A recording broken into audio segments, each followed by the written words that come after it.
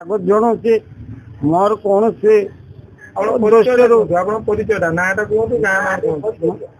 ମୋ ନାଁ Shri Dhaneswar Mallick, ସାକିନ ମୁନ୍ସିପାଟଣା 4 number ward, ଜିଲ୍ଲା ଭଦ୍ରକ, ଥାନା ଧାମନଗର, ଜିଲ୍ଲା ଭଦ୍ରକ। ଆପଣ ଯୋଉ ଯାଇଥିଲେ ଜରା ଆଶ୍ରମରେ କେତେ ଦିନ ଧରିକି ରହିଛନ୍ତି ଆଉ କଣ କଣ ସେଠି ସବୁ ଦେଖିବାକୁ ପାଇଲେ?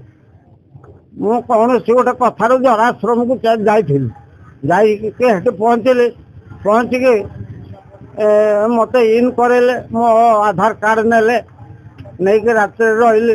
ଦେଖିଲେ ଫାଷ୍ଟ ମତେ ମୁଢି ଖାଇବାକୁ ଦେଲେ, ଯାହା ମୁଁ ତାକୁ ଖାଇକି ଶୋଇଗଲି। ଟିକେ ଅଚିନ୍ତାର ଭାରି ମୋଟା ଗଦି ପଡିଛି, ହଗିବା ଗାଧୋଇବା ପାଇଁ ଭାରି ଚିକଣା ପାଇଖାନା। ଆଉ ରହିଲି, ଭାବିଲି କାଲି ସକାଳକୁ କିଛି ଭଲ ଖାଦ୍ୟ ମିଳିବ। ପୁଣି ତା ପରଦିନକୁ ସେଇ ମୁଢି ସକାଳୁ ମିଳିଲା। ମୁଢି ଖାଇସାରିଲା ପରେ ପୁଣି 1:30 ବେଳକୁ ଖାଇକି ଶୋଇଲୁ। କଣ ଖାଇବାକୁ?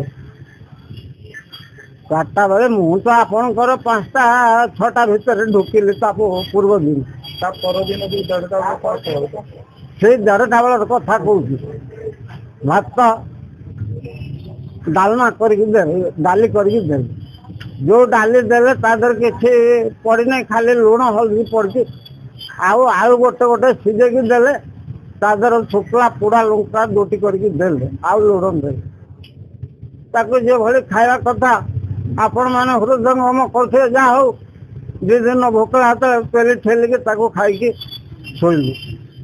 ପୁଣି ରାତିକି ଟିକେ ମିଳିଲା ସୁଜି ମିଳିଲା, ସୁଜି ଖାଇଲୁ। ଖାଇସାରି ତା ପରଦିନ ସକାଳକୁ ପୁଣି ମୁଢି। ଏରକମ 5 ଦିନରେ ଥରେ ଉପମା, 2 ଥର ସୁଜି, ଆଉ 10 ଥର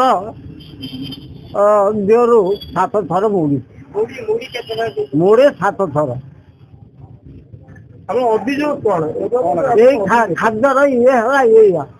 ଯଦି ଜଣେ ଲୋକ, ବୃଦ୍ଧ ଲୋକ କୌଣସି ଦୃଷ୍ଟିରୁ ସେଠି ଯାଇ ପହଞ୍ଚେ, ସରକାରଙ୍କ ପାଖରୁ ସେ 100 ଟଙ୍କା ବିଲ୍ କରୁଛନ୍ତି, କିନ୍ତୁ ଖାଦ୍ୟ ଦଉଛନ୍ତି 20ରୁ 25 ଟଙ୍କା ଭିତରେ। ଯଦି ଏଭଳି ଖାଦ୍ୟ ଲୋକଙ୍କୁ ଦିଆ ହୁଏ, ସେ ଘର ଛାଡି ପରିବାର ସହିତ କୌଣସି ଅଭିମାନରୁ ଯାଇଛନ୍ତି, ଯଦି ଯାଇଛନ୍ତି, ତାଙ୍କୁ ଏରକମ ଖାଦ୍ୟ ଦିଆ। ସେଠି ଯେତେ ଲୋକ ଅଛନ୍ତି ତାଙ୍କୁ ଗୋଡ ବାଜୁ। ମୁଁ ଦେଖିକି ଆଇଲି, ମତେ ଆଉ ଭଲ ଲାଗିଲାନି। ସେ 5 ଦିନ ରହିଲା ପରେ ମୋର ଜଣେ 8 ଦିନ ଭିତରେ ଆପଣ ଯୋଉ ଦେଖିଲେ ଆଶ୍ରମରେ କେତେ ଲୋକ ଅଛନ୍ତି?